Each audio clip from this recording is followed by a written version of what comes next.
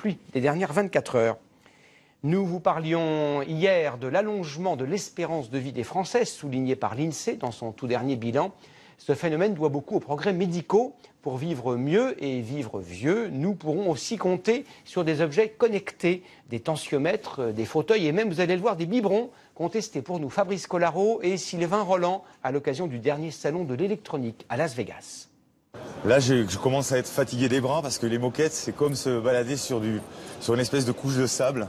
Fini le fauteuil à 4 roues, voici un engin révolutionnaire qui devrait changer la vie des personnes handicapées. Ce fauteuil doté d'un moteur électrique n'a que 2 roues, il se stabilise tout seul grâce à un gyroscope et on avance en se penchant légèrement en avant.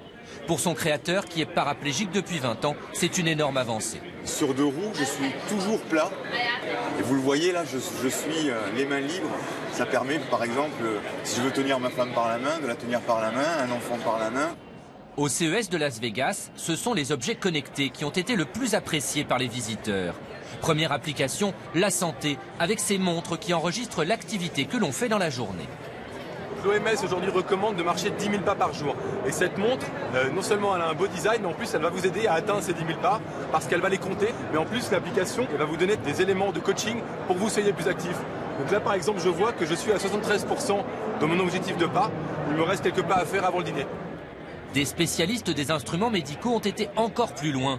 Balance, tensiomètre ou thermomètre à infrarouge, tous ces appareils sont reliés au smartphone et une application créée avec des médecins permet de faire son propre diagnostic chez soi. Là je vois que c'est une personne qui fume, qui a un surpoids et qui est diabétique et qui ne marche pas assez, qui malheureusement est un cas qui est trop fréquent. L'application elle va justement essayer de mettre en place des stratégies motivationnelles pour essayer d'amener la personne à réduire ses risques cardiovasculaires. Et même la brosse à dents est devenue connectée avec un petit jeu vidéo pour apprendre aux enfants le bon geste du brossage. Et il y a aussi le porte-biberon pour apprendre cette fois aux parents comment il faut le tenir pour éviter les maux de ventre des nourrissons.